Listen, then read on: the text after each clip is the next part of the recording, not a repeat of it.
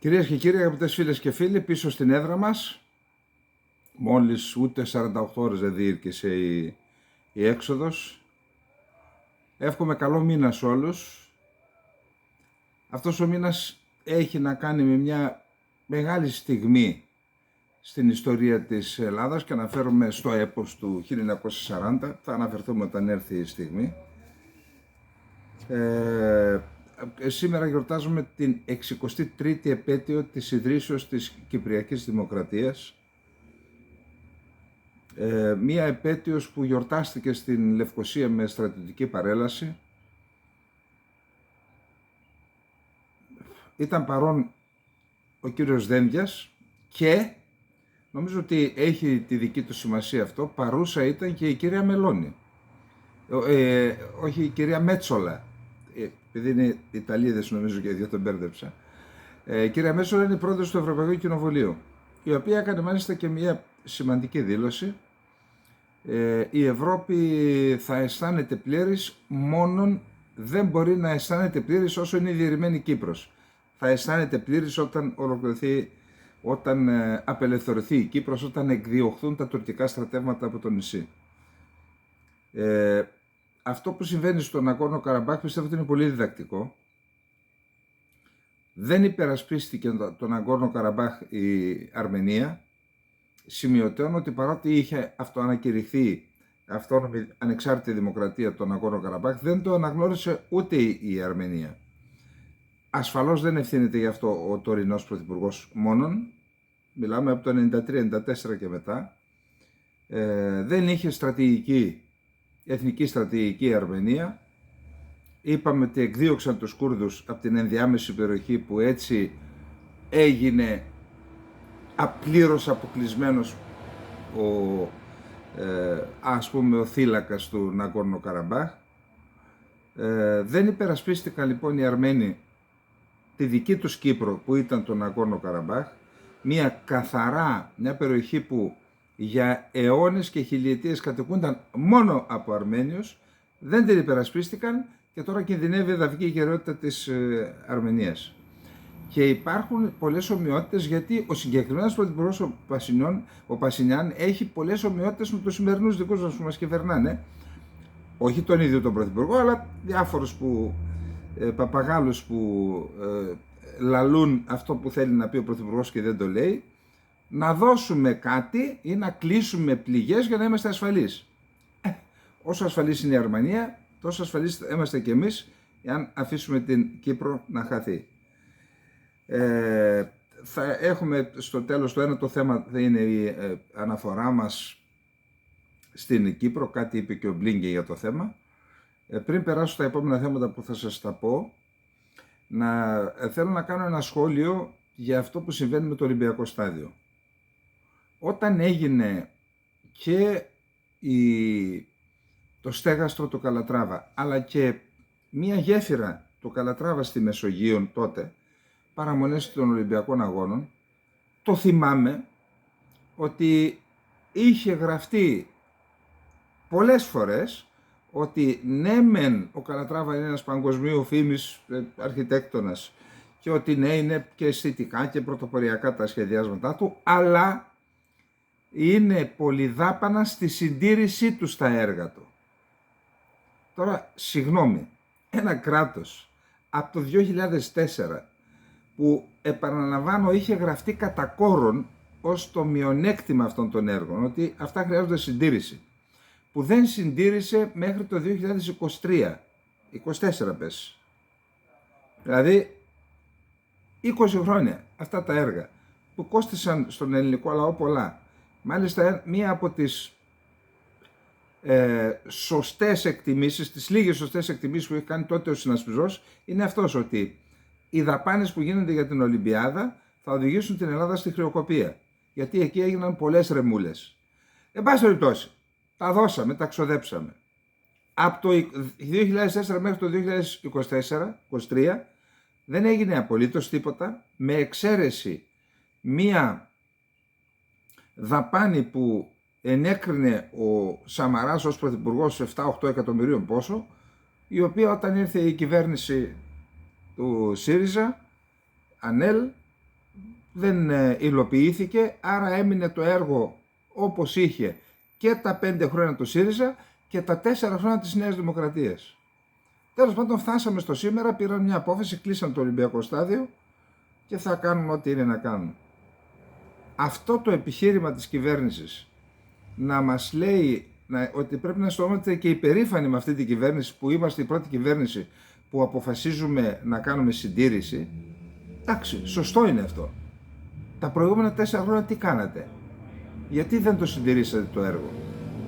Καλά, για τους Συριζέους που τώρα κάνουν την κυβέρνηση, αυτοί τι έχουν να πούν για τα 5 χρόνια που δεν έκαναν τίποτα? Και μάλιστα υπήρχαν και τα 8 εκατομμύρια που ίσως τότε με τα 8 εκατομμύρια το 2014, 10 χρόνια πριν, να ήταν αρκετά και να μην είχαν φτάσει σήμερα, που νομίζω δώσαν 57 εκατομμύρια για να το... Ακούστε,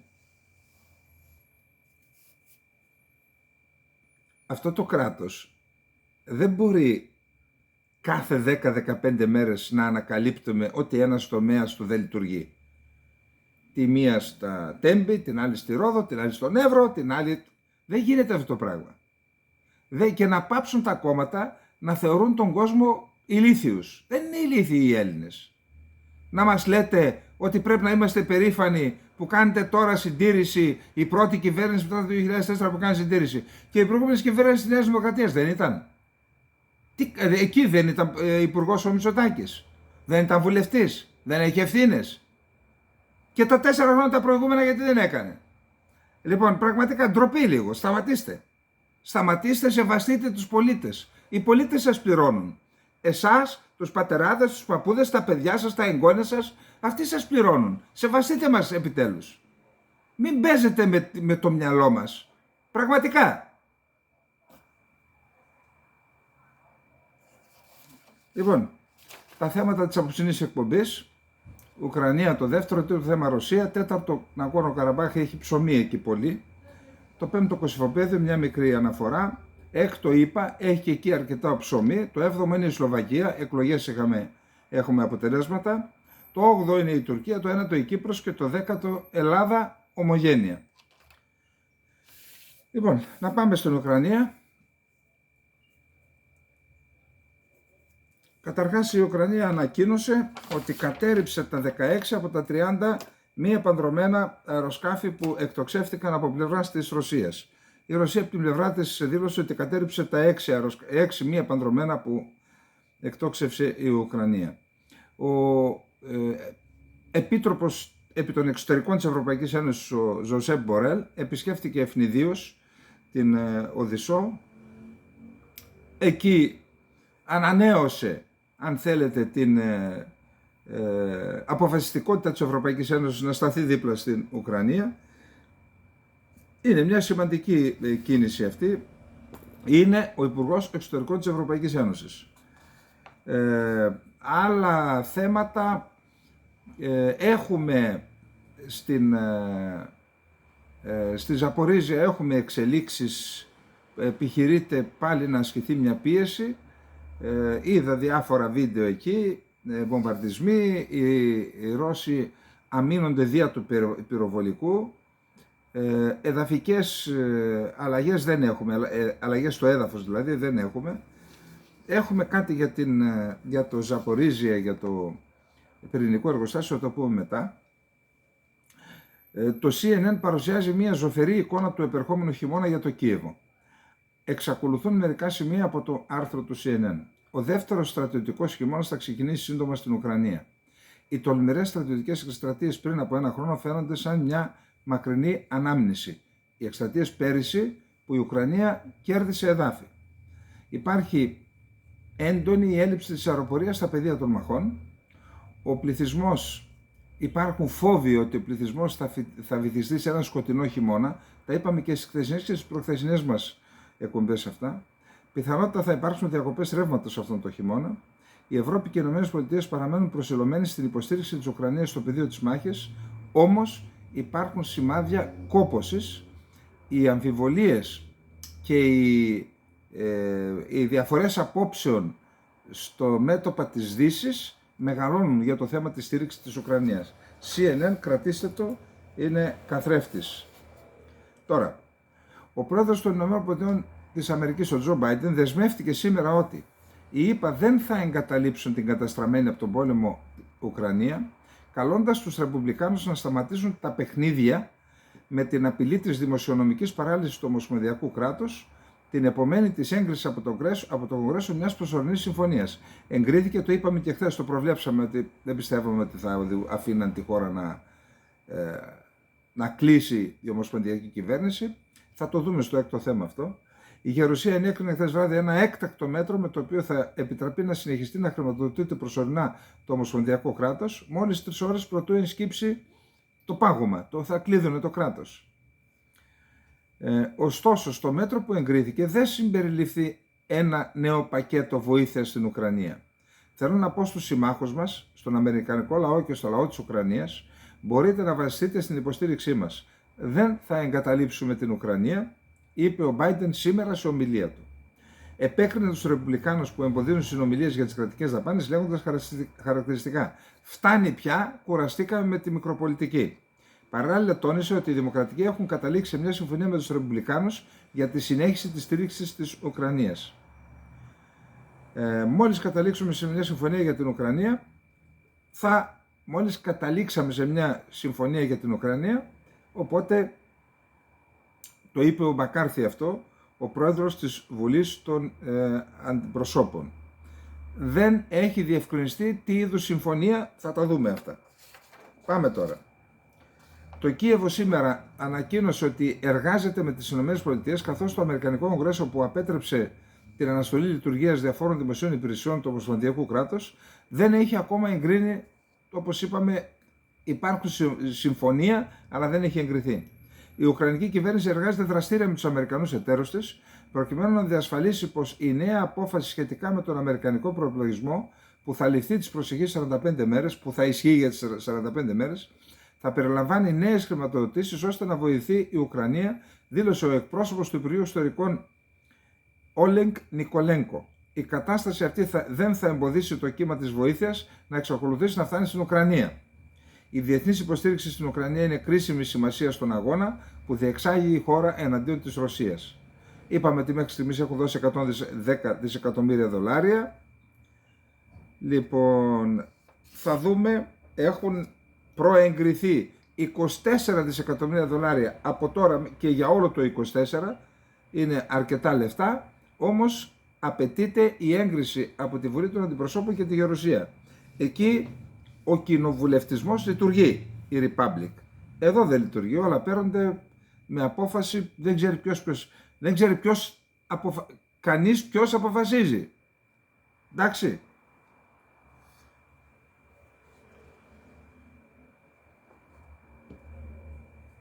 Ξανά ο Μπάιντεν δήλωσε: «Αναμένω ότι ο πρόεδρος της Βουλής των Αντιπροσώπων θα τηρήσει την υπόσχεσή του στο λαό της Ουκρανίας και θα εγγυηθεί την υιοθέτηση της απαραίτητης υποστήριξης στην Ουκρανία αυτή την κρίσιμη στιγμή», είπε ο Μπάιντεν, σύμφωνα με ανακοίνωση τύπου που δημοσιοποιήθηκε από τις υπηρεσίες του, αναφερόμενα στο Ρεπουμπλικανό πρόεδρο της Βουλής των Αντιπροσώπων, Κέβιν Μακάρθι. Λοιπόν, πάμε τώρα.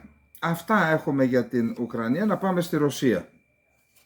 Καταρχάς, ο πρόεδρος, σύμφωνα με το ΡΙΑ Νοβόστι, ρωσική πηγή, ο πρόεδρος της Ουκρανίας, Βλαντιμίρ Ζελένσκι, συμφώνησε με τους εκπροσώπους των Ηνωμένων Πολιτειών και της Μεγάλης Βρετανίας σε ένα σχέδιο νέας επίθεσης από τον Ουκρανικό στρατό, στόχος της οποίας επίθεσης θα είναι η κατάληψη και ο έλεγχος του πυρηνικού σταθμού της Ζαπορίζια από τις Ουκρανικές δυνάμεις. Αυτό ανακοίνωσε το ρωσικό κρατικό πρακτορείο ειδήσεων ΡΙΑ Νοβόστι, επικαλούμενη πηγή κοντά στις αρμόδιες ρωσικές αρχές. Ανέφερε αυτή η πηγή: «Για αυτούς τους σκοπούς, ένας μεγάλος αριθμός πεζοναυτών των ενόπλων δυνάμεων της Ουκρανίας είναι συγκεντρωμένος στην περιοχή Μικολάιβ. Το καθήκον τους θα είναι να εξαναγκάσουν να κάνουν διάβαση τον ποταμό Δνίπερο. Την ίδια στιγμή οι ειδικές δυνάμεις του Κιέβου, οι οποίες εκπαιδεύονται από Βρετανούς εκπαιδευτές, θα προσπαθήσουν να καταλάβουν τον πυρηνικό σταθμό του Ζαπορίζια». Το Κίεβο, σύμφωνα με την πηγή, παρακολουθεί στενά τις ουκρανικές κινήσεις, τις κινήσεις της ουκρανικής πλευράς. Επίσης, ο πρώην πρόεδρος της Ρωσίας και πρώην πρωθυπουργός και τώρα αντιπρόεδρος του Συμβούλου Ασφαλείας, ο Δημήτρη Μετβέντεφ, ο οποίος έχει πάρει μάλλον το ρόλο του κακού, τον καλό μάλλον τον παίζει ο Πούτιν, τον κακό τον παίρνει ο Μετβέντεφ, λέει ότι όσοι Βρετανοί εμπλέκονται στην εκπαίδευση των Ουκρανών είναι νόμιμοι στόχοι. Τώρα δεν καταλαβαίνω. Δηλαδή αν ένας Βρετανός που εκπαίδευσε Ουκρανούς βρεθεί στην Ελλάδα ή στην Ισπανία, είναι εκεί νόμιμος στόχος να χτυπηθεί? Δεν μπορώ να καταλάβω. Μια απειλή είναι προς τη Βρετανία αυτή.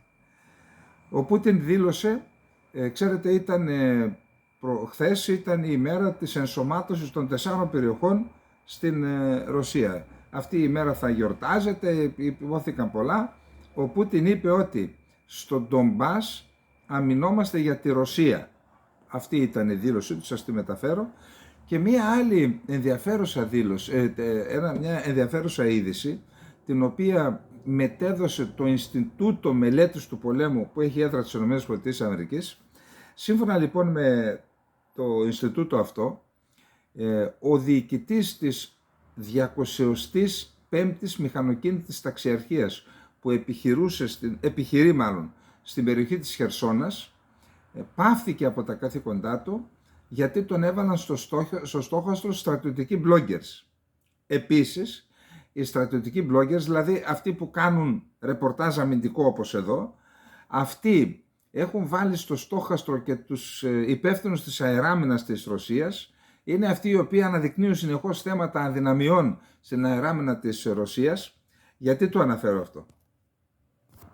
Καταρχάς δεν ξέρουμε αν είναι αυτόφωτοι αυτοί οι bloggers. Δηλαδή, εάν γράφουν αυτά που θέλουν ή εάν υπάρχει ένα σύστημα, ας πούμε το βαθύ κράτος ή η πολιτική ηγεσία που θέλει να κάνει παρεμβάσεις δια της πλαγίας. Δηλαδή δεν μπορεί να πει ο Πούτιν ή το Κρεμλίνο απευθείας στο Σοϊγκού, εκεί έχεις πρόβλημα, και διαρρέουν κάποια πράγματα στους bloggers και οι bloggers στοχοποιούν και στη συνέχεια αναγκάζεται η στρατιωτική ηγεσία να τους πάρει, να πάρει μέτρα. Πάντως, το γεγονός ότι σε μια χώρα που έχει, καταρχάς είναι αυταρχική και έχει και ένα σύστημα ελέγχου του τι λέει ποιος, το να βγαίνουν bloggers στρατιωτικοί για να κάνουν πολιτική στην ουσία ή να επεμβαίνουν σε επιχειρησιακά ζητήματα είναι κάτι περίεργο. Κάτι συμβαίνει εκεί, είναι μια πραγματικότητα, την ανέφεραν μάλιστα και το Αμερικανικό Ινστιτούτο, την αναφέρουμε και εμείς. Κατά τα άλλα, ο πόλεμος δυστυχώς συνεχίζεται και δεν ξέρουμε πόσο ακόμα θα συνεχιστεί. Υπάρχουν εκτιμήσεις στη Δύση ότι η Ρωσία δεν έχει πρόβλημα να συνεχίσει τον πόλεμο και τα επόμενα 2 χρόνια, όπως μας το είπε άλλωστε ο Σοϊγκού, ο οποίος έκανε δήλωση και είπε αυτός ο πόλεμος εμείς μέχρι το 2025 θα έχουμε πετύχει τους στόχους μας χωρίς να έχει αποκαλύψει ποιοι είναι οι στόχοι της ρωσικής πλευράς. Εν πάση περιπτώσει, αυτά και με την Ρωσία. Να πάμε στο επόμενο θέμα μας. Ναγκόρνο Καραμπάχ. Λοιπόν, επειδή διαβάζω διάφορα και Έλληνες τα λένε αυτά, άλλωστε και εγώ είπα εδώ ότι να ξεκινήσουμε λίγο την υπόθεση Ναγκόρνο Καραμπάχ για να δούμε ποιος κάνει τι. Είπαμε ότι η περιοχή κατοικείται από τον 5ο αιώνα π.Χ. τουλάχιστον συνεχώς από Αρμενίους. Επειδή γύρισα την περιοχή, εγώ δεν είδα μουσουλμανικά ή αζερικά μνημεία, γιατί από εκεί βγαίνει η ιστορία. Εκτός και αν τα κατέστρεψαν οι Αρμένοι, αλλά δεν είδα. Οι Αρμένοι λένε ότι εμείς κατοικούμε εδώ, να το μοναστήρι από τον 4ο αιώνα μετά Χριστόν, να ένα κάστρο από τον 4ο αιώνα π.Χ. Φαίνεται λοιπόν ότι αυτή η περιοχή, το Αζερμπαϊτζάν επιχείρησε να καταλάβει δια των όπλων αυτή την περιοχή το 1919, νομίζω 20, τότε που υπήρχε μια περίεργη κατάσταση σε ολόκληρο τον Κάφκασο, μέχρι να ενταχθεί ο Κάφκασος στη Σοβιετική Ένωση. Τότε οι Αρμένοι τους απόθυσαν. Το 1921 η Σοβιετική Ένωση αναγνώρισε τον Ναγκόρνο Καραμπάχ που εκατοικεί το Αρτσάχ δηλαδή, την ορισχένη του, όπως μας την παραδίδει ο εξαμασίας ο γεωγράφος ο Στράβων, ενώ κατοικείται από Αρμένιους, αποφασίζει ο Στάλιν να την εντάξει στην επικράτεια του Αζερβαϊτζάν, που τότε δεν ήταν ανεξάρτητο κράτος, ήταν σοσιαλιστική δημοκρατία. Όμως την ενέταξε ως μια αυτόνομη περιοχή με δικό της κοινοβούλιο και μια κράτος εν κράτη, μια κρατική υπόσταση ως αυτόνομη περιοχή. Το 91-92 εισβάλλουν οι Αζέροι πρώτα στην περιοχή, όταν διαλύεται η Σοβιετική Ένωση και κηρύττει την ανεξαρτησία το Αζερβαϊτζάν, εισβάλλουν στην περιοχή και είναι χωριά, και είναι και το ελληνικό χωριό το Μεχμανά που το επισκέφθηκα, αντεπιτίθενται οι Αρμένοι και είναι αλήθεια ότι αναγκάζουν ίσως και 200.000 ανθρώπους, δεν είμαι σε θέση αυτή τη στιγμή να δω αντικειμενικά, άλλα λένε οι Αζέροι, άλλα λένε οι Αρμένοι, περίπου 200.000 πρέπει να ήταν, Αζέρους που κατοικούν από τα σπίτια τους σε περιοχές που κατέλαβαν οι Αρμένοι, τους ανάγκασαν να φύγουν και ζούσαν σε παραπήγματα στο Μπακού, από ό,τι διαβάζω στις τουρκικές εφημερίδες, τότε όταν έγιναν τα γεγονότα και μετά.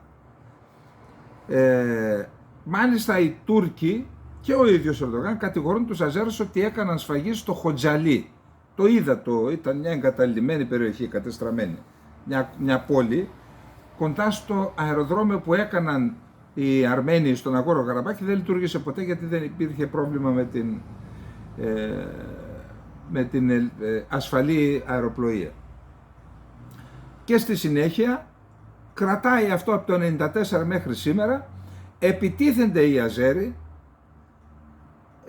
πρώτα τον Οκτώβρη του πριν 2 χρόνια και τώρα για 24 ώρες τους κατανικούν και καταλαμβάνουν ολόκληρο το Ναγκόρνο Καραμπάχ.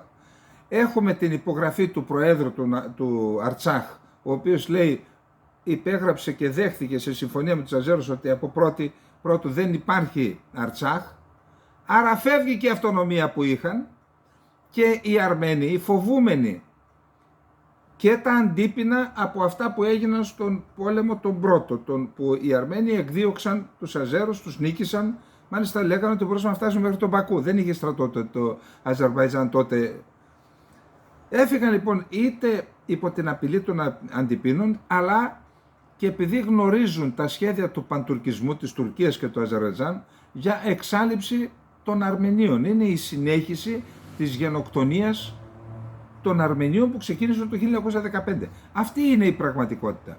Εγώ δεν λέω ότι δεν έγιναν στον πόλεμο από το πλευράς των Αρμενίων όταν νίκησαν. Έγιναν αγριότητες. Και έρχονται τώρα οι Αζέροι, τους εξοντώνουν, τους διώχνουν εντελώς, γιατί σήμερα λέει έφυγαν 100.417 άτομα, 120.000 ήταν όλοι. Είχαν ήδη φύγει 50-60.000 από τον πρώτο πόλεμο, γιατί αποκλείστηκαν το Λατσίν, το διάδρομο του Λατσίν. Λοιπόν, αυτή είναι η πραγματικότητα και να μην ρίχνουμε ευθύνες στους Αρμενίους. Τώρα, στον πόλεμο τον πρώτο, αν έγιναν ό,τι έγινε, βεβαίως είναι γεγονότα αυτά. Αλλά οι Αρμένοι δεν είναι αυτοί οι οποίοι άρχισαν πρώτοι να στρέφονται εναντίον των Αζέρων. Εντάξει, δεν ήταν αυτοί οι πρώτοι. Δέχθηκαν επιθέσεις το 2015, εσφαγιάστηκαν 20.000 Αρμένοι στον Μπακού. Δηλαδή, εντάξει, Έλληνες είμαστε, δεν λέω να υπερασπιζόμαστε το δίκαιο, την αλήθεια όπως κάνει το κανάλι και τα εθνικά συμφέροντα, όλα αυτά να βρίσκουμε τη συνισταμένη. Λοιπόν, σύμφωνα με τον νεότερο απολογισμό που έδωσε στη δημοσιότητα ο υπεύθυνος τύπου του Πασινιάν, μέχρι χθες 100.417 άτομα έφτασαν στην Αρμενία από τους 120.000, δεν θα μείνει ούτε ένας εκεί. Η ταχύτητα με την οποία συμβαίνουν όλα έχει ευνηδιάσει τους πάντες, συμπεριλαμβανομένων των αρμενικών αρχών και το ΟΗΕ, σχολίασε ο Μπέρναρντ Σμιθ στο Αλ Τζαζίρα. Η αποχώρηση του 80% του πληθυσμού του Ναγκόρνο Καραμπάχ εγείρει ερωτήματα σχετικά με τα σχέδια του Αζερβαϊτζάν για τον Αθήλακα που αναγνωρίζεται διεθνώς ως μέρος της επικράτειάς του. η πλειονότητα των Αρμενίων δεν εμπιστεύεται να συνεχίσει να ζει με ασφάλεια υπό αζέρικη κυριαρχία, με αποτέλεσμα ο αυτόνομος μέχρι χθες θύλακας να αδειάζει από τους Αρμενίους του. Βλέπουμε σκηνές απόκοσμης σιωπής, άδειους δρόμους, άδεια καταστήματα και άδεια σπίτια. Δήλωσε ο Οσάμα Μπιν Ζαβέντ στο Αλ Τζαζίρα.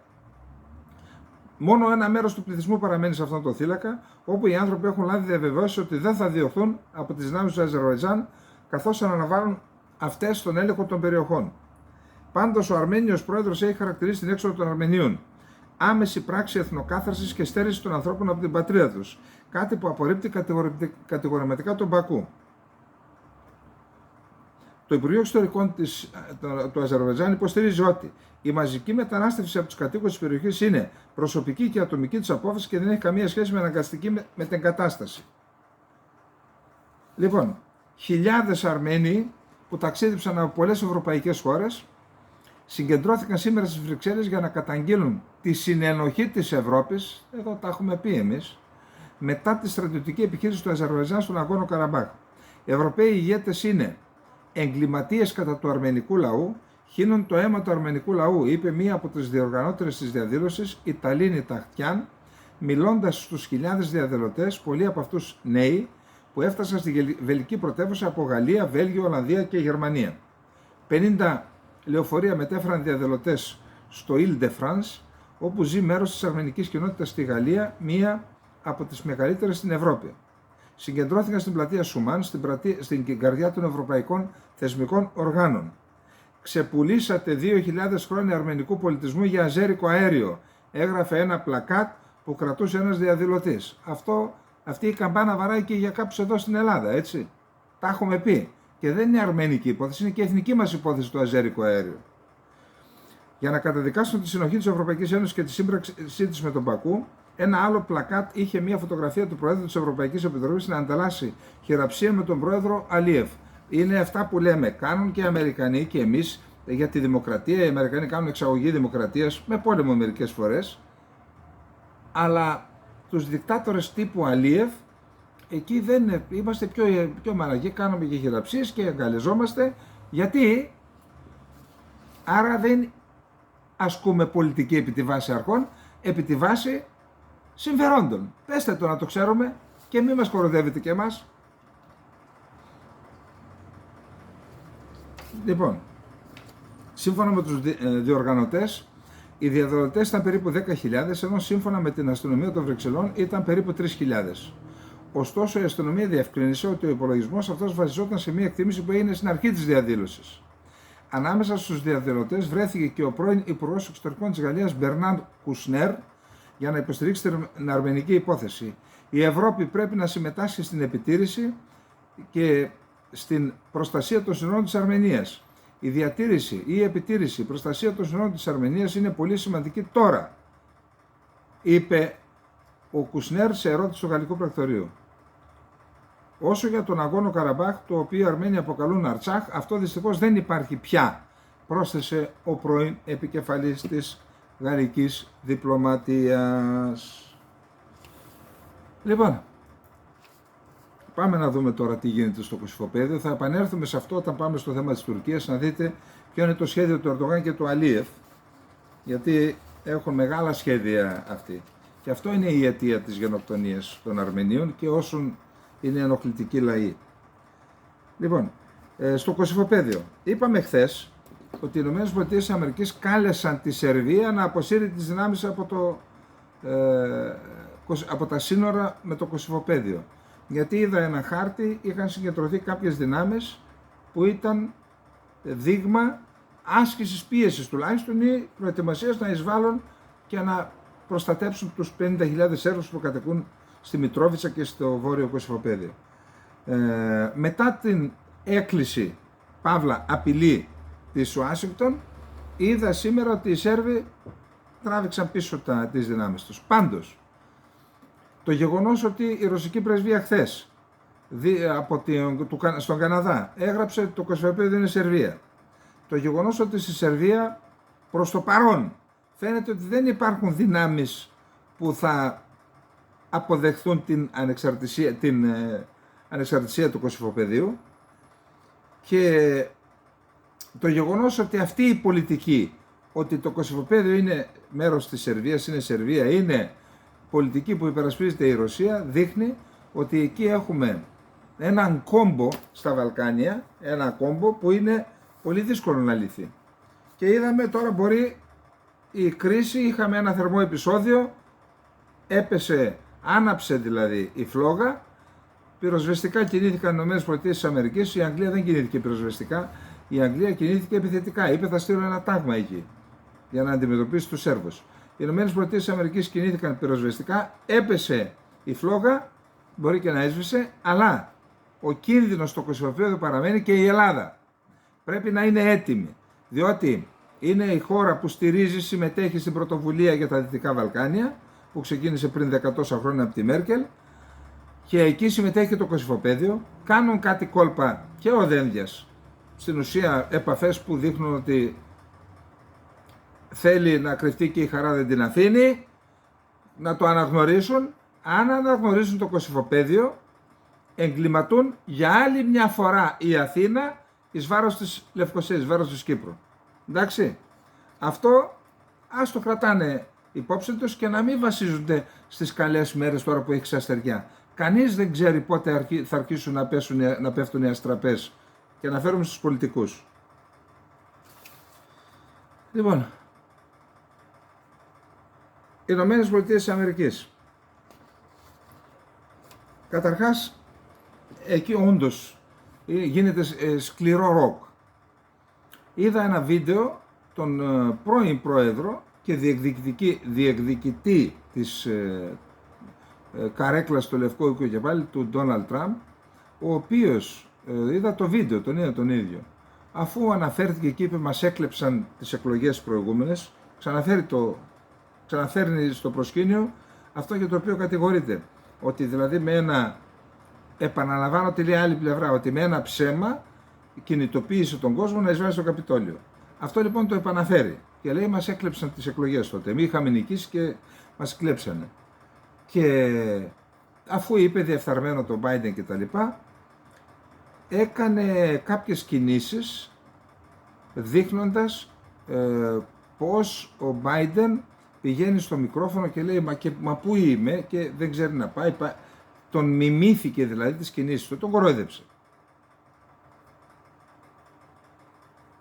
Εγώ δεν ξέρω εάν, επαναλαμβάνω τώρα, είμαστε Έλληνες, βλέπουμε την κατάσταση με τα παρατράγωδα της Ανίτας Πάνιας που επικρατεί στην ελληνική πολιτική σκηνή, διότι κάποια από αυτά που βλέπουμε, αν υπήρχε εκπομπή της Ανίτας Πάνιας, ήταν για εκεί, έτσι.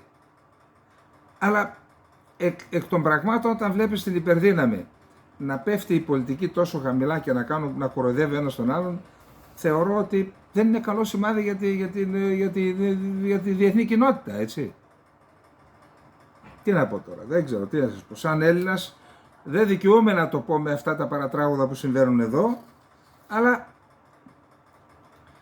η Βουλή των Αντιπροσώπων των ΗΠΑ ενέκρινε σήμερα νομοσχέδιο έκτακτης χρηματοδότησης του Ομοσπονδιακού κράτους, ένα κρίσιμο βήμα για να αποφευθεί την ίστατη ώρα η δημοσιονομική παράλυση της χώρας, το λεγόμενο κυβερνητικό shutdown. Ας χρησιμοποιήσουμε μια λέξη που χρησιμοποιούν κατά κόρον οι Αμερικανοί. Ειδικότερα, η Αμερικανική Βουλή υπερψήφισε με 335 υπέρ και 91 κατά τη χρηματοδότηση της κυβέρνησης για ακόμα 45 μέρες, μέχρι τις 17 Νοεμβρίου, με υποστήριξη κυρίως από τους Δημοκρατικούς και όχι μόνο. Το νομοσχέδιο θα παρατείνει τη χρηματοδότηση της κυβέρνησης κατά 45 μέρες, εφόσον περάσει και από τη Γερουσία, όπου έχουν πλειοψηφία δημοκρατική, και εφόσον υπογραφεί σε νόμο από τον ίδιο τον Biden. Η υπερψήφιση του νομοσχεδίου ήρθε κυριολεκτικά την τελευταία στιγμή, δηλαδή 15 λεπτά πριν τις 12:01. Και αυτό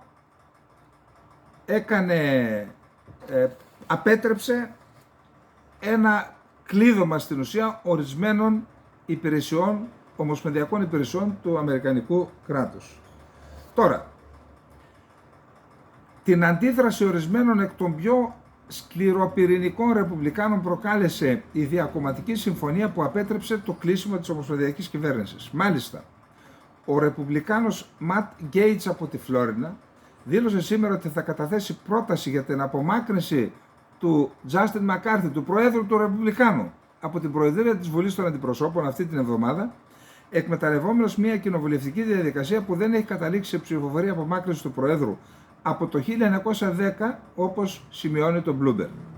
Σκοπεύω να καταθέσω πρόταση για την απομάκρυνση του Προέδρου Μακάρθι αυτή την εβδομάδα, δήλωσε ο Gates στην εκπομπή State of Union στο CNN. Πρέπει να προχωρήσουμε με νέα ηγεσία που μπορεί να είναι αξιόπιστη. Η δήλωση του Gates ήρθε λίγες ώρες αφότου η Βουλή, είπαμε, ενέκρινε. Ο Gates δήλωσε ότι η κίνησή του προήλθε λόγω της συμφωνίας την οποία αποδέχθηκε ο Μακάρθι και η οποία δεν θέσπισε τις απότομες περικοπές δαπανών που απαιτούν τόσο καιρό οι υπερσυντηρητικοί ρεπουμπλικάνοι. Αυτό, είπε, είναι το τελευταίο σε μια σειρά υποσχέσεων που έδωσε ο Μακάρθι για να εκλεγεί πρόεδρος και από τότε, αφού εξελέγει πρόεδρος, αθετεί τις υποσχέσεις που μας είχαν δώσει. Δεν είναι προσωπικό. Αφορά τις δαπάνες, δήλωσε ο Gates. Πρόκειται για τη συμφωνία που έκανε ο Κέβιν Μακάρθι. Ο Μπάιρον Ντόναλτς, ένας ρεπουμπλικάνος πάλι από τη Φλόριντα, ο οποίος αντιτάχθηκε στο μέτρο των προσωρινών δαπανών, δήλωσε ότι πιστεύει ότι ο Μακάρθι βρίσκεται σε δύσκολη θέση. Θα είμαι εντελώς ομός. Υπάρχουν πολλά προβλήματα εμπιστοσύνης αυτή τη στιγμή, δήλωσε ο Ντόναλτς στην εκπομπή Fox News Sunday. Ακόμη και αν ο Μακάρθι προσπεράσει το συγκεκριμένο εμπόδιο, οι ρεπουμπλικάνοι διαφωνούντες θα μπορούσαν να ζητήσουν νέα ψηφοφορία ανά πάσα στιγμή ή να επιβάλλουν διαδικαστικά εμπόδια στο μέλλον. Αυτό ουσιαστικά τον υποχρεώνει είτε να διατηρήσει τη συμμαχία με τους δημοκρατικούς, που το θεωρούν οι άλλοι προδοσία οι ρεπουμπλικάνοι, είτε να επιλύσει τις διαφορές με τους σκληροπυρηνικούς ρεπουμπλικάνους, οι οποίοι τώρα έχουν έναν ακόμα λόγο να τον αμφισβητούν. Όπως καταλαβαίνετε, δύσκολα τα πράγματα για τον Μακάρθι. Πάμε τώρα σε μια άλλη δυσκολία που αντιμετωπίζει ή μάλλον θα κληθεί να αντιμετωπίσει μία επιπλέον δυσκολία η Ευρωπαϊκή Ένωση και το ΝΑΤΟ, κυρίως το ΝΑΤΟ. Είναι γνωστό ότι στο ΝΑΤΟ έχουμε ένα πρόβλημα, βασικά το ΝΑΤΟ έχει ένα πρόβλημα, με τον Όρμπαν και με την Ουγγαρία και προσπαθεί να βάλει κάποια εμπόδια στη στήριξη στην Ουκρανία. Επίσης, τα ίδια προβλήματα με μεγαλύτερη αποφασιστικότητα και αποτελεσματικότητα προκαλεί και στους κόλπους της Ευρωπαϊκής Ένωσης. Εκεί στο ΝΑΤΟ μάλλον δεν τον παίρνει, στην Ευρωπαϊκή Ένωση τον παίρνει πιο πολύ. Και κάποια προβλήματα στην Ευρωπαϊκή Ένωση που δεν έχουν σχέση με την Ουκρανία, με το μεταναστευτικό για παράδειγμα, προκαλεί και η Πολωνία, που δεν δέχεται την διασπορά των ανθρώπων που μπαίνουν στις χώρες πρώτης υποδοχής, των μεταναστών. Τώρα λοιπόν έρχεται το τρίτο πρόβλημα, δεύτερο για το ΝΑΤΟ, τρίτη για την Ευρωπαϊκή Ένωση, είναι η εκλογή του ΦΙΚΟ. Δηλαδή βγήκε πρώτο κόμμα στις εκλογές στη Σλοβακία, το κόμμα του ΦΙΚΟ, του πρώην Πρωθυπουργού, ο οποίος έχει πάρει θέσεις για να προσελκύσει ψηφοφόρους από τη δεξιά, από την άκρα δεξιά, έχει πάρει θέσεις κατά της Ουκρανίας, υπέρ της Ρωσίας, και φυσικά υπάρχει το ζήτημα του σχηματισμού κυβέρνησης, γιατί πήρε μόνο 23%. Θα το ανατεθεί η εντολή σχηματισμού κυβέρνησης. Εάν σχηματίσει η κυβέρνηση πάντως και τηρήσει αυτά που έλεγε προεκλογικά, θα έχουμε το δεύτερο πρόβλημα στο ΝΑΤΟ και το τρίτο στην Ευρωπαϊκή Ένωση. Γεννημένος 15 Νοεμβρίου του 1964, είναι 4 χρόνια μικρότερός μου. Ο Φίτσο ξεκίνησε την πολιτική καριέρα του στο Κομμουνιστικό Κόμμα, λίγο προτού η βελούδινη επανάσταση σαρώσει το 1989 την Τσεχοσλοβακία. Το 1999 αποχώρησε από το κόμμα της Δημοκρατικής Αριστεράς, που είναι ο διάδοχος του Κομμουνιστικού Κόμματος, και ίδρυσε το ΣΜΕΡ SD. Σύμφωνα με τον Σλοβάκο κοινωνιολόγο Μιχάλ Βασέτσα, ο Φίτσο θαυμάζει τον αυταρχισμό του Ρώσου Προέδρου Βλαντιμίρ Πούτιν.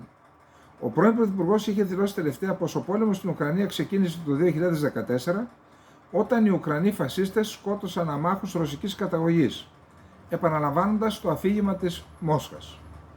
Η σχέση του με τη Ρωσία καθορίζεται ιστορικά από τη σοσιαλιστική ρίση με τη Σοβιετική Ένωση για πάντα, προσθέτει ο Βασέτσα στο βιβλίο του που έχει γράψει για τον Φίτσο. Εξάλλου, ο Σλοβάκος πρώην Πρωθυπουργός έχει δηλώσει ότι δεν θα επιτρέψει τη σύλληψη του Πούτιν, εναντίον του οποίου το Διεθνές Ποινικό Δικαστήριο έχει εκδώσει ένταλμα, εάν κάποια στιγμή επισκεφθεί τη Σλοβακία. Δικηγόρος που μιλά καλά αγγλικά, ο Φίτσο εκπροσώπησε τη χώρα του στο Ευρωπαϊκό Δικαστήριο Ανθρωπίνων Δικαιωμάτων στο Στρασβούργο από το 1994 μέχρι το 2000. Ανθρώπινα δικαιώματα. Πώς γίνεται, ρε παιδιά? Όμως, αν και χαιρέτησε την ένταξη της Σλοβακίας στην Ευρωζώνη ως μια ιστορική απόφαση, πλέον επιτίθεται ανοιχτά στην Ευρωπαϊκή Ένωση. Το τρίτο πρόβλημα στην Ευρωπαϊκή Ένωση που έλεγα. Το 2006 το ΣΜΕΡ SD κέρδισε με διαφορά τις εκλογές, φέροντας το Φίτσο στη θέση του Πρωθυπουργού. 2 χρόνια μετά την ένταξη της Σλοβακίας στην Ευρωπαϊκή Ένωση.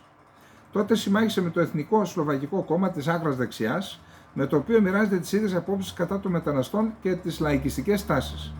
Στη συνέχεια εκμεταλλεύτηκε την παγκόσμια οικονομική κρίση του 2008 και του 2009 για να ενισχύσει τη δημοτικότητά του. Το 2010 βρέθηκε στην αντιπολίτευση, 2 χρόνια μετά ξανακέρδισε τις εκλογές.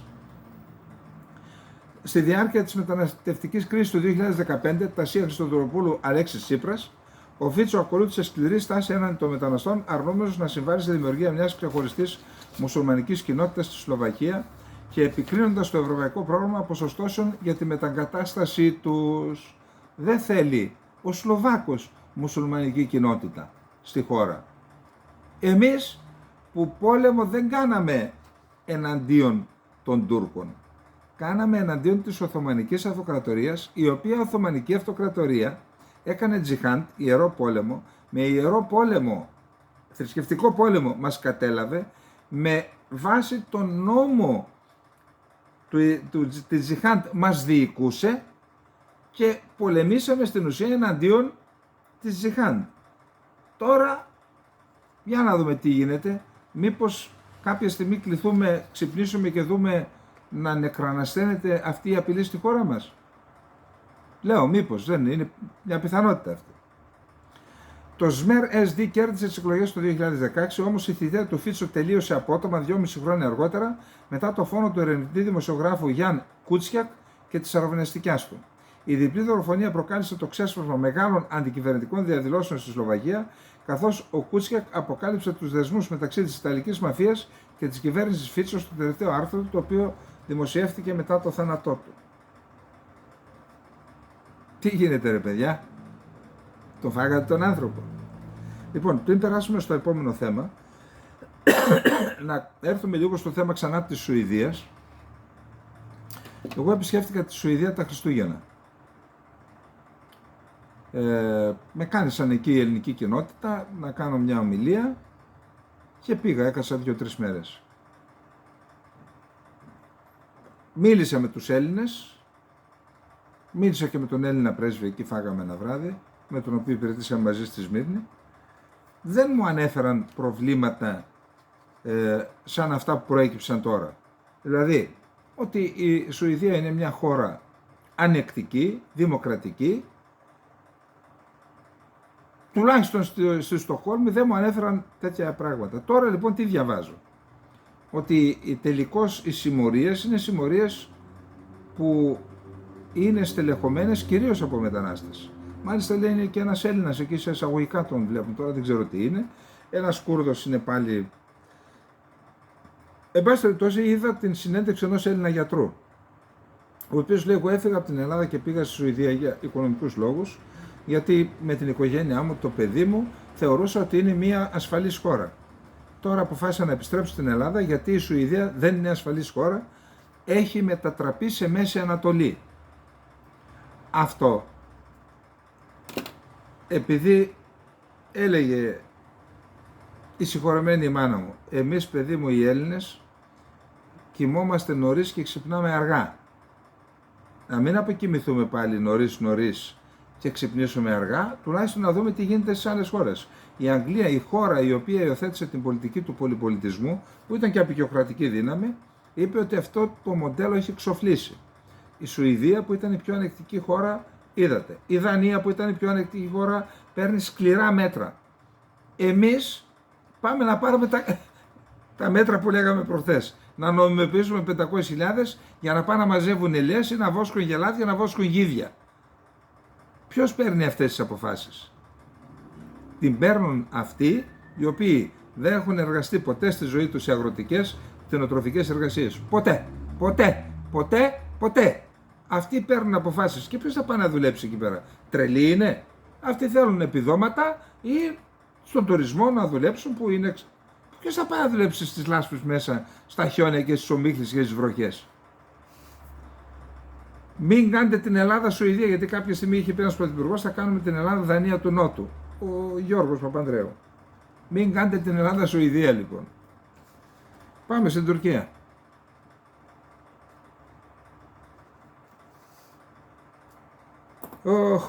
Σήμερα είχαμε την πρώτη ημέρα λειτουργίας της τουρκικής εθνοσυνέλευσης. Είπα εκεί, βγήκαν διάφορα, είπαν διάφορα. Είχαμε και μια βομβιστική επίθεση, την οποία λέγεται ότι την ανέλαβε στο Υπουργείο Εσωτερικών της Τουρκίας, την ευθύνη της οποίας λέει ανέλαβε το Εργατικό Κόμμα του Κουρδιστάν. Δεν ξέρω αν είναι έτσι, διαβάζω, αλλά δεν ξέρω αν είναι έτσι. Θέλω να το μελετήσω και θα τα πούμε αύριο. Πάντως είδα ότι η Τουρκία αποφάσισε απαγόρευση να γραφτεί οτιδήποτε για την υπόθεση στον τύπο. Ο εισαγγελέας. Δεν ξέρω. Λοιπόν, ο Ερντογάν μίλησε και είπε εκεί στην πρώτη ημέρα που περιμένουμε να δούμε πότε θα βάλουν στην ημερήσια διάταξη το θέμα της Σουηδίας. Η Τουρκία δεν περιμένει πλέον τίποτα από την Ευρωπαϊκή Ένωση που μας έκανε να περιμένουμε στην πόρτα της, λέει, για 40 χρόνια. Η Ευρωπαϊκή Ένωση δεν σε άφησε να περιμένει 40 χρόνια στην πόρτα. Σου είπε, εδώ μέσα από το σπίτι αυτό που λέγεται Ευρωπαϊκή Ένωση έχει αυτούς τους όρους. Βάλε μια υπογραφή ότι θα τους στηρίσεις, κάνε τις προσαρμογές και έλα. Όταν δεν κάνεις ποτέ εσύ τις προσαρμογές, δεν φταίει η Ευρωπαϊκή Ένωση που δεν προσαρμόζεται με βάση αυτά που θες εσύ. Εσύ φταίς που δεν προσαρμόζεσαι. Κάποιος πρέπει να τα πει αυτά του Ερντογάν. Ο κύριος Μητσοτάκης που τον βλέπει και όλα θα τον δει. Γιατί δεν τα λέει? Το κάνει και καλό. Να προσαρμοστεί. Τηρήσαμε όλες τις υποσχέσεις που έχουμε δώσει στην Ευρωπαϊκή Ένωση, καμία δεν τήρησαν, όμως εκείνοι δεν τήρησαν σχεδόν καμία δική τους. Τους έχουμε πνίξει στα λεφτά, εμείς δεν τηρήσαμε. Και δεν πρόκειται να ανεχθούμε νέες απαιτήσεις ή όρους στη διαδικασία ένταξης της Τουρκίας. Μην δεχτείς, κάτσε εκεί που είσαι, τράβα προς τα πέρα. Ξέρετε γιατί είναι οργισμένος ο Ερντογάν? Γιατί το Ευρωπαϊκό Δικαστήριο Ανθρωπίνων Δικαιωμάτων επέκρινε την Τουρκία επειδή καταδίκασε έναν άνδρα για τρομοκρατία με μοναδικό αποδεικτικό στοιχείο το γεγονός ότι εκείνος είχε χρησιμοποιήσει την κρυπτογραφημένη εφαρμογή μηνυμάτων στο κινητό by lock. Άλλος καταδικάστηκε επειδή λογαριασμό στην Bank Asia. Προσέξτε, την Bank Asia ο Ερντογάν έδωσε άδεια να λειτουργεί, αφού συγκυβερνούσε. Και επειδή είχε αυτό, τον καταδίκασε για τρομοκρατία τον άνθρωπο, χωρίς να έχει κανένα άλλο στοιχείο. Το Ευρωπαϊκό Δικαστήριο είπε ότι κακώς καταδικάστηκε και τώρα τα βάζουμε το Ευρωπαϊκό Δικαστήριο και λέει εμείς κάναμε ό,τι μας είπατε. Πώς έκανες αυτά που σου... αυτά που σου λένε τώρα είναι αθώωσε τον άνθρωπο, γιατί δεν τον αθώωνεις? Αυτό αναιρείται δηλαδή. Η πρόσφατη απόφαση του Ευρωπαϊκού Δικαστήριου Ανθρωπίνων Δικαιωμάτων ήταν η σταγόνα που ξεχύλισε το ποτήρι. Δεν υπάρχει περίπτωση η Τουρκία να σεβαστεί τις αποφάσεις οργανισμών που ταυτίζονται με τρομοκρατικές οργανώσεις. Πάλι η καραμέλα. Λέει, υπενθύμησε και το θέμα της βίζας που εξακολουθεί να ισχύει ως υποχρέωση για όσους Τούρκους θέλουν να ταξιδέψουν στην Ευρωπαϊκή Ένωση. Ο Ερντογάν χαρακτήρισε άδικη την επιβολή βίζας, την οποία μάλιστα παρομοίασε με έμεση κύρωση. Δηλαδή, εμείς πρέπει να ανοίξουμε τις πόρτες μας να έρθουν 80 εκατομμύρια Τούρκοι στην Ευρώπη. Για να φέρουν εκεί τον τουρκο-ισλαμικό φασισμό. Ήδη η Γερμανία έχει καταγράψει καμιά 30.000 τέτοιους τρομοκράτες που είναι στο έδαφος της. Απλά δεν μπορεί να τους αγγίξει γιατί φοβάται. Λοιπόν,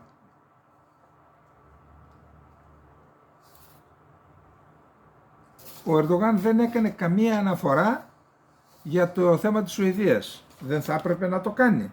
Απλά έχει μάθει και μας χορεύει όρος στο ταψί. Αμερικανούς και τα λοιπά. Τώρα, αυτό που προετοιμάζει ο Ερντογάν με τον Αλίεφ εντάσσεται σε ένα ευρύτερο σχέδιο, το σχέδιο του παντουρκισμού. Λοιπόν, ο τουρκικός κόσμος που οραματίζεται ο Ερντογάν από την Ευρώπη ως και την Ασία επανέρχεται στο προσκήνιο μετά τις τελευταίες στρατιωτικές νίκες των Αζέρων, που οι Αζέροι δεν θα τις έκαναν εάν δεν είχαν την πολιτική και στρατιωτική στήριξη της Τουρκίας. Έχουν και στρατιωτική στήριξη από το Ισραήλ, αλλά το Ισραήλ το κάνει για να έχει μια βάση εκεί εναντίον του Ιράν.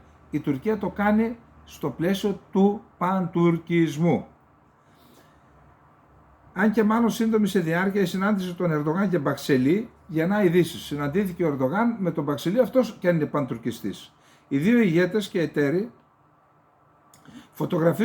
φωτογραφήθηκαν, θυμάστε, κρατώντας τον χάρτη του τουρκικού κόσμου. Σύμφωνα με όσα παρουσιάζονται στον ελόγο πίνακα, ο τουρκικός κόσμος ξεκινά από τη σημερινή Τουρκία και απλώνεται ως τις περιοχές των μουσουλμάνων Ουιγούρων στη Δυτική Κίνα, σκεπάζοντας με την τουρκική μισέλινο τα εδάφη του Αζερβαϊτζάν, του Τουρκμενιστάν, του Ουσβεκιστάν, του Καζακστάν και του Κυργιζιστάν, της Κυργιζίας. Δεν βάζουν το Τατζικιστάν γιατί οι Τατζίκοι είναι Ιρανογενές φύλο, η γλώσσα τους είναι Ιρανογενής. Στον εν λόγω χάρτη περιλαμβάνονται ωστόσο και περιοχές του σημερινού Ιράν, της Ρωσικής Ομοσπονδίας, της Κίνας, των Βαλκανίων και της Ουκρανίας, η Κριμαία. Η 8η Σύνοδος Κορυφής του Οργανισμού Τουρκικών Κρατών, που πραγματοποιήθηκε στην Κωνσταντινούπολη στις 12 Νοεμβρίου του 2021, συμμετείχαν Αζερβαϊτζάν, Καζακστάν, Κυργιζία, Ουσμπεκιστάν, Τουρκμενιστάν και η Ουγγαρία, ο δούριος ύπος του τουρκισμού μέσα στην Ευρώπη. Ο αποκαλούμενος Οργανισμός Τουρκικών Κρατών αποτελεί μετεξέλιξη του άλλοτε του Τουρκικού Συμβουλίου, Συμβουλίου Συνεργασίας Τουρκόφωνων Χωρών, και σε αυτό κάλεσαν ως παρατηρητή και το ψευδοκράτος. Εντάξει. Έχουν ένα όραμα για το 2040, ο τουρκικός κόσμος το 2040, αναζητήστε το Turkish World Vision 2040, αναζητήστε το να δείτε τι πρόγραμμα έχουν, και σε αυτό το πρόγραμμα, θύμα αυτού του προγράμματος του παντουρκικού, είναι το Ναγκόρνο Καραμπάχ και οι Αρμένοι. Και το επόμενο θύμα θα είναι η ίδια η Αρμενία, με τον διάδρομο του Ζαγκεζούρ. Να το ξανακλείσουμε και να γυρίσουμε στο χθεσινό που διάβασα το τελευταίο άρθρο μου. Ο παντουρκισμός, παύλα πανισλαμισμός, ή μάλλον τουρκοϊσλαμικός εθνικισμός, παύλα παντουρκισμός, υπάρχουν και άλλες έννοιες. Υπάρχει για παράδειγμα και ο πανσλαβισμός. Αυτοί όμως, εξ όσων γνωρίζω, δεν θέλουν να ενωθούν. Δηλαδή η Ρωσία δεν θέλει να ενωθεί με την Πολωνία και η Πολωνία Σλάβη. Σαν έννοια υπάρχει ο πανσλαβισμός, αλλά δεν υπάρχουν πρακτικά βήματα στο πεδίο. Ο παντουρκισμός, τις ενοχλητικές εθνότητες, τις διαπράττει γενοκτονίες εναντίον τους. Αυτό είναι το πρόβλημα. Γι' αυτό έγινε και το Ναγκόρνο Καραμπάχ, γι' αυτό μας εξόντωσαν τους Έλληνες, τους Αρμένιους και τους Ασσύριους, διότι η έννοια του παντουρκισμού είναι συνυφασμένη με τις πολιτικές εθνοκάθαρσης και γενοκτονίας. Και γι' αυτό γεννώνται οι χιτλερίσκοι που είπαμε και χθες. Λοιπόν,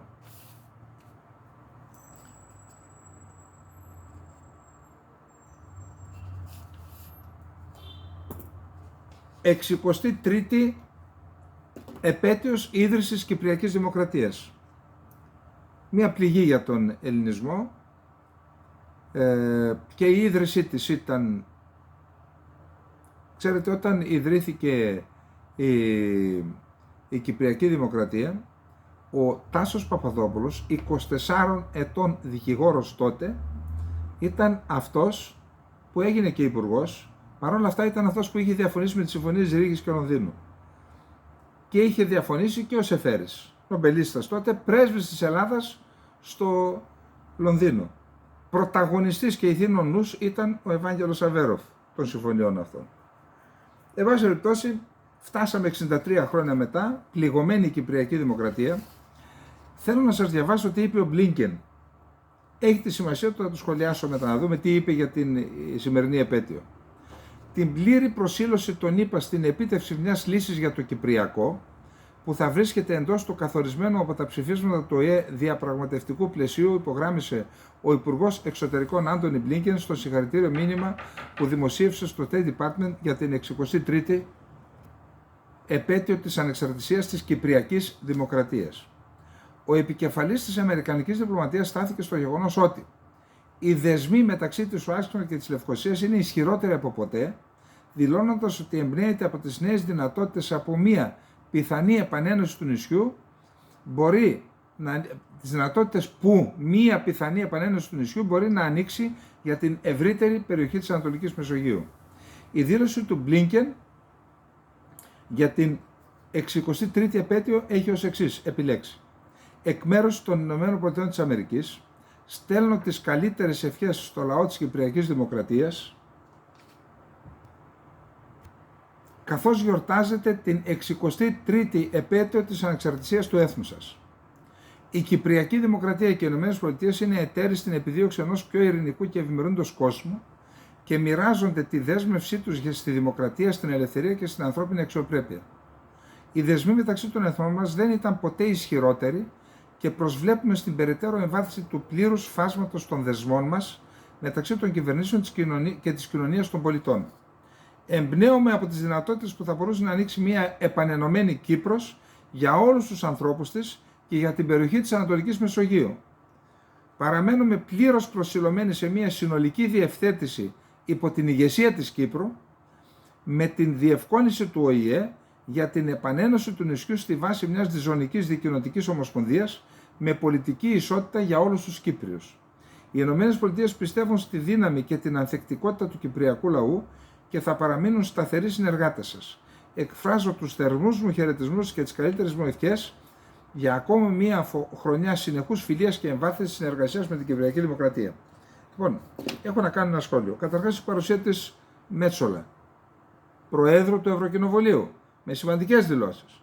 Αλλά και αυτή η μακροσκενής δήλωση κάτι θέλει να μας πει. Πιστεύω ότι δίνει ένα μήνυμα στον Ερντογάν, δηλαδή στην πολιτική των δύο κρατών. Δίνει ένα μήνυμα στον Τατάρ, που επιμένει και αυτό στην πολιτική των δύο κρατών για την Κύπρο.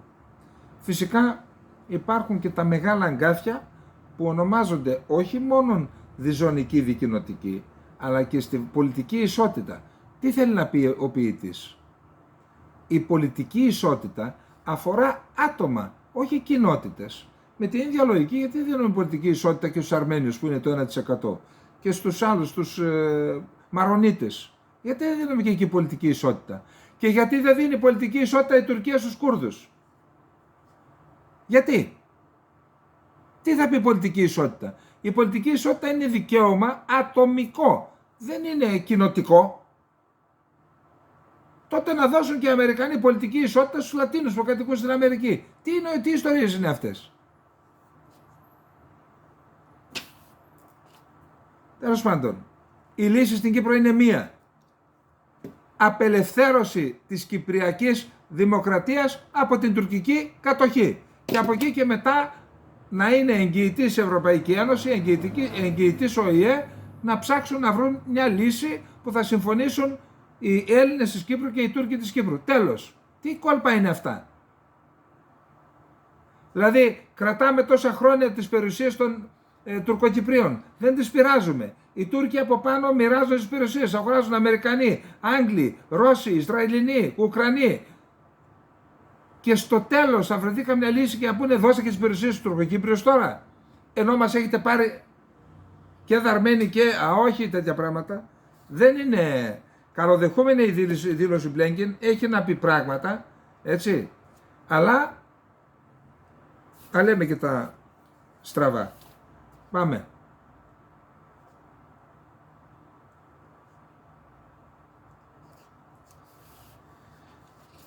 Ένα μεγάλο θέμα θίγει σήμερα ο Διευθυντής Καθημερινής, ο Αλέξης Παπαχιαλάς. Ένα θέμα που το έχουμε θίξει εδώ πολλές φορές.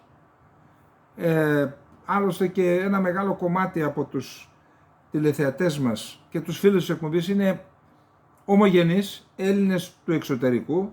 Να διαβάσουμε το άρθρο και να το σχολιάσουμε και να τελειώσουμε την εκπομπή. Η διασπορά της Αμερικής κινδυνεύει να χαθεί, καμπανάκι. Και δεν πρέπει. Η γενιά που έπαιξε σημαντικό ρόλο μετά την τουρκική εισβολή στην Κύπρο το 1974 έχει φύγει είτε από την ενεργό δράση είτε από τη ζωή. Η γενιά που ορίμασε και απέκτησε ισχύ με την υποψηφιότητα του Μάικλ Δουκάκη το 1988 επίσης μεγάλωσε και περνάει στο περιθώριο. Το ποσοστό των Ελληνοαμερικανών που ταυτίζονται με την Ελλάδα μειώνεται χρόνο με το χρόνο. Είναι φυσικό επακόλουθο, καθώς αυξάνονται θεαματικά οι μεικτοί γάμοι και αποδυναμώνεται η ελληνική ταυτότητα της επόμενης γενιάς. Βάλε, Αλέξη, και κάτι άλλο, καθότι δεν υπάρχει πολιτική από το ελληνικό κράτος και από το ελληνικό πολιτικό σύστημα. Αλήθεια, εκεί στο ΣΥΡΙΖΑ λέγαν όχι στην ψήφο των Ελλήνων του εξωτερικού και τώρα δέχονται έναν Έλληνα του εξωτερικού για ηγεσία. Αυτό δεν είναι λίγο αντιφατικό? Στην άκρη, αυτό ήταν μία. Εν πάση περιπτώσει, εμείς ευθυνόμαστε. Τι σχέση έχει? Μπορεί να είναι και 16 γενιές. Αν το ελληνικό κράτος, που είναι το εθνικό κέντρο, θέλει να τους κρατάει δεμένους, έπρεπε να βρει τρόπους και όχι να τους αφήνει να χάνονται. Τι θα πει μεικτή γάμη? Η Εκκλησία μοιάζει να περνάει μια βαθιά κρίση που μπορεί να έχει δυσάρεστες συνέπειες. Λανθασμένες επιλογές και αυταρχικές συμπεριφορές έχουν προκαλέσει αντιδράσεις που κανείς δεν ξέρει που θα καταλήξουν. Ελπιδοφόρε, και άλλο καμπανάκι. Και αυτό σε μια φάση που ο αριθμός των τελετών στην Ορθόδοξη Εκκλησία μειώνεται και ενίοτε αμφισβητείται η ανάγκη να τονίζεται η ελληνικότητα της Εκκλησίας ή ακόμη και η ανάρτηση της ελληνικής σημαίας σε ναούς κατά τη διάρκεια εκδηλώσεων. Γιατί Ελληνοορθόδοξη Εκκλησία δεν είναι? Το Εθνικό Κέντρο δεν έχει σχεδιάσει και ακολουθήσει μια μακρόπνοη πολιτική για να συντηρήσει ζωντανό τον ελληνισμό στην Αμερική και να τον φέρει πιο κοντά στην πατρίδα. Η καλλιέργεια σχέσεων και διασυνδέσεων με ισχυρούς Ελληνοαμερικανούς είναι ζωτική σημασία και δεν πρέπει να υποτιμάται. Δεν φτάνει όμως, βέβαια δεν φτάνει. Τον απλό πολίτη θέλουμε. Γιατί ο απλός πολίτης μπορεί να γεννήσει ένα παιδί και να γίνει διάνοια. Εκείνο το παιδί, αν δεν έχουμε τον απλό πολίτη, το χάσαμε. Το Εθνικό Κέντρο, λοιπόν, ενίοτε λειτουργεί άλλωστε και αντίστροφα. Ορισμένοι εκ των επαγγελματιών ή επιφανών ομογενών που συνοστίζονται στα λόμπι κεντρικών ξενοδοχείων κυνηγούν απλώς ένα καλό deal, αλλά με τη λογική του θείου από την Αμερική που τα θέλει όλα φθηνά, ή εξαντλούν την επιρροή τους πουλώντας πρόσβαση σε κέντρα εξουσίας στην ΗΠΑ. Στις ΗΠΑ. Πρέπει να πάμε παρακάτω. Η Ελλάδα το 2023 είναι πολύ πιο προσιτή και δημοφιλή στους νέους ομογενείς, ακόμη και σε αυτούς της δεύτερης ή τρίτης γενιάς. Ενθουσιάζονται όταν έρχονται εδώ. Μερικοί γενναίοι αποφασίζουν και να επενδύσουν. Κάποιοι αποφασίζουν και να υπηρετήσουν, παρότι δεν είναι υποχρεωμένοι.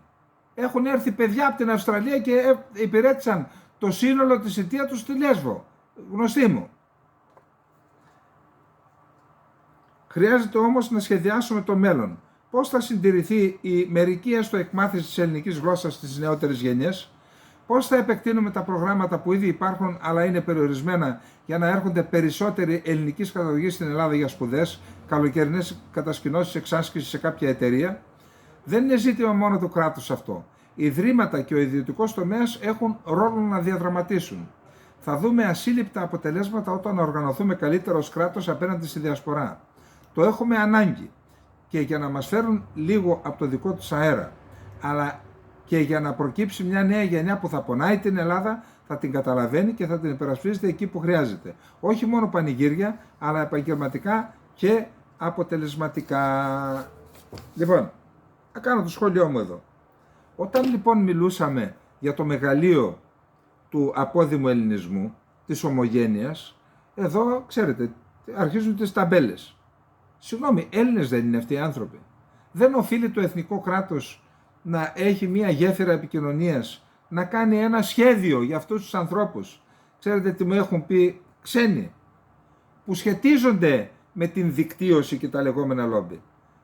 Εσείς οι Έλληνες μπορείτε να έχετε το πιο ισχυρό λόμπι στον κόσμο, γιατί έχετε αφενός με την Εκκλησία, αφετέρου πολλές εθνοτοπικές οργανώσεις και συλλόγους, πολλές. Στην Αμερική μπορεί να έχει και 300 συλλόγους. Χιώτες, Καλαματιανοί, χιώτες από το τάδε χωριό, από το τάδε χωριά. Όλα αυτά λοιπόν, εάν καταγραφούν, αλλά να σας πω κάτι, βάζουν κάτι άκυρους, είτε στη Γενική Γραμματεία Απόδημου Ελληνισμού, και ξέρω και πρόσωπα και πράγματα, κάτι αρμόδιους υπουργούς άσχετους, που δεν... Καλά, πολλοί δεν μιλούσαν και αγγλικά που πήγαιναν έξω, έτσι. Πολλοί. Πώς είναι δυνατόν? Καταρχάς οι άνθρωποι αυτοί είναι εκτελεστικά όργανα. Πρέπει να προηγείται το εθνικό σχέδιο. Επαναλαμβάνω, εάν οργανωθεί σωστά ο ελληνισμός στην Εκκλησία, και αν υπάρχουν κακώς κείμενα να τα φτιάξουμε, στην Εκκλησία, αλλά και τους εθνοτοπικούς συλλόγους, και φυσικά αν λειτουργήσουν οι ελληνικές διπλωματικές αποστολές, τότε αντιλαμβάνεστε ότι θα γίνει επανάσταση. Οι Έλληνες του εξωτερικού, να μην πω γενικώς, μόνο τον ΗΠΑ και του Καναδά είναι ισχυρότεροι πολιτικά, οικονομικά, από πλευράς επιστημονικού δυναμικού από την Ελλάδα, από το κράτος. Είναι ισχυρότεροι. Αλλά όταν δεν τους έχεις οργανωμένους, όταν δεν υπάρχει οργανωμένο σύνολο, δεν είναι τίποτα για την Ελλάδα, μόνο αν ατύχει. Όπως έτυχε με το Μενέντες. Έτυχε, ο Ζαμπάς ήταν ο άνθρωπος που ήταν δίπλα του από μικρό παιδί όταν ξεκίνησε τα πρώτα πολιτικά βήματα. Αυτός ήταν που ευαισθητοποίησε το Μενέντες για την τραγωδία της Κύπρου, για το συνεχιζόμενο έγκλημα. Ιδεολογικά λοιπόν το στήριζε και από πλευράς σεβασμού του διεθνούς δικαίου και των ανθρωπίνων δικαιωμάτων. Αλλά πάλι από έναν ομογενή. Εντάξει, από έναν Έλληνα της Κύπρου, της προδομένης Κύπρου. Λοιπόν, μεγαλείο ελληνισμός, ο απόδημος ελληνισμός, αυτό το μεγαλείο αρκεί να το ανακαλύψουν αυτοί, τον οποίον ο ορίζοντας δεν πάει πέρα από το κολονάκι, το πολύ πολύ πέρα από το ψυχικό, εκεί είναι το κολέγιο, μέχρι εκεί. Δεν γίνεται έτσι, με αυτούς που έχουμε τώρα. Λοιπόν, αυτά για απόψε, καληνύχτα, να είστε όλοι και όλοι καλά.